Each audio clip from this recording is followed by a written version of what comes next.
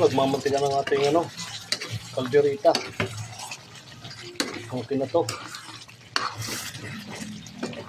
For this video, magluto tayo ng pork calderita ngayon.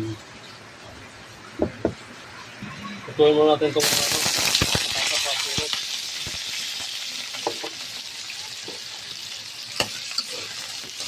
try muna natin. Hanguin natin itong bell pepper. So, pwede natin ito hanguin. Okay na to. Magkikisa na tayo ng bawang at sibuyas.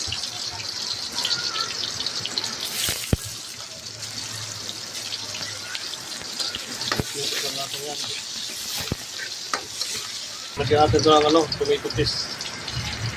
Lagyan natin para mamula-mula na natin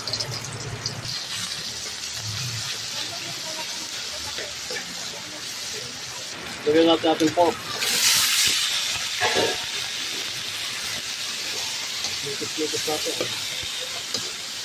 Ganyan lang, pag likos-likos. Punto ba lang natin yung kawali. Medyo yung garing kawali.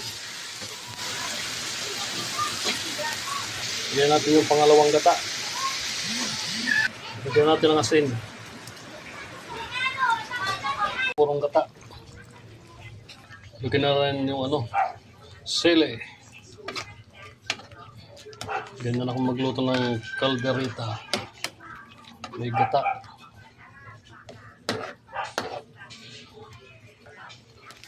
Lagyan natin ng pampalasa. Namantika pork calderita.